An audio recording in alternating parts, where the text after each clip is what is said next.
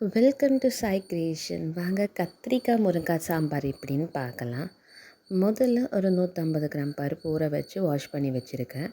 இப்போது அதில் 2 தக்காளி, கொஞ்சம் பூண்டு, மஞ்சள் தூள் சேர்த்துட்டு தண்ணி ஆட் பண்ணி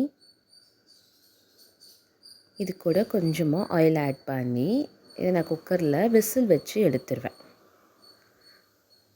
ஒரு 5 to 6 விசில் வச்சு எடுத்துருவேன். அது கூட ஒரு சின்ன லெமன் சைஸில் புளி ஆட் பண்ணி தண்ணி ஊற்றி வச்சிடலாம். இப்போ வாங்க எப்படி அதை தாளிக்கிறதுன்னு பார்க்கலாம். முதல்ல ஒரு கடாயில் ஆயில் ஆட் பண்ணிக்கிறேன். ஒன்ஸ் ஆயில் ஹீட் ஆனோன்னு கடுகு, வெந்தயம், கொஞ்சமாக வெந்தயம் சேர்த்துக்கலாம். அது கூட உடஞ்ச உளுந்து சேர்த்துக்கிறேன். கொஞ்சம் சீரகம். இது நல்லா பொரிஞ்சு வந்த பிறகு நான் 2 காஞ்ச மிளகாய் ஒன்று கட் பண்ணி இப்போ சேர்த்துக்கிறேன் இது கூடயும். அப்புறம் நான் சின்ன வெங்காயத்தை கட் பண்ணி வச்சுருக்கேன், அதையும் நம்ம இது கூடயே சேர்த்து நல்லா வதக்கி விடலாம். இது கூட நான் காஞ்ச மிளகாய் சேர்த்துக்கிறேன், அதையும் சேர்த்து இதிலே நம்ம வதக்கி விட்ட பிறகு கொஞ்சமாக கருவேப்பிலை ஆட் பண்ணிக்கலாம்.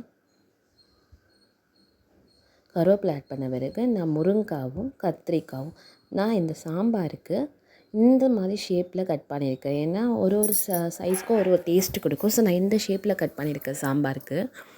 ஸோ சாம்பார் கூட குழம்பு மிளகாத்தூள் ஆட் பண்ணிக்கிறேன். ஒரு 2 to 2.5 ஸ்பூன் வரைக்கும் நான் குழம்பு மிளகாத்தூள் ஆட் பண்ணிக்கிறேன். கொஞ்சமாக மஞ்சள் தூள் ஆட் பண்ணி உப்பு சேர்த்து இது நல்லா நம்ம கலரி விடலாம். இது நல்லா மிக்ஸ் பண்ணி விட்டுட்டு இதில் இதுக்கு ஏற்ற அளவுக்கு நம்ம கொஞ்சம் தண்ணி ஆட் பண்ணிக்கலாம். ஸோ இதில் கொஞ்சம் காய் வேகிற அளவுக்கு நம்ம தண்ணி ஆட் பண்ணி இது நல்லா கொதிக்க விடலாம். அது கூடயே நான் புளி ஆட் பண்ணி தண்ணி சேர்த்து வச்ச பாருங்க, அந்த தண்ணி ரெடி பண்ணி வச்சுக்கலாம். ஸோ அந்த புளி தண்ணியும் இது கூடயே பாதியில் ஆட் பண்ணிடலாம்.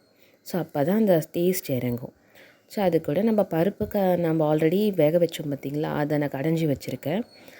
இந்த வேக வச்ச கத்திரிக்காய் முருங்காவையும் இது கூடயே சேர்த்து கொதிக்க விட போகிறேன். இது நல்லா கலரி மிக்ஸ் பண்ணி விட்ட பிறகு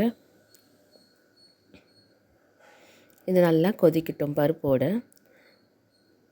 நான் கொஞ்ச நேரம் நம்ம லிட் க்ளோஸ் பண்ணி இதை வைக்கலாம். அப்புறம் பெருங்காயத்தூளை கொஞ்சம் சேர்த்துக்கிறேன். அப்புறம் இது கூட சாம்பார் பொடி சேர்த்துக்கிறேன். இது நல்லா மிக்ஸ் பண்ணி விடலாம். இது கூட நல்லா கொஞ்சம் நேரம் இது கொதிக்க சொல்ல நான் கொத்தமல்லி ஆட் பண்ணிடுறேன். ஃபைனலாக சூப்பரான சாம்பார் ரெடி. பிடிச்சிருந்தால் லைக் பண்ணுங்கள், ஷேர் பண்ணுங்கள், சப்ஸ்கிரைப் பண்ணுங்கள் அண்ட் கமெண்ட் பண்ணுங்கள். Thank you and bye.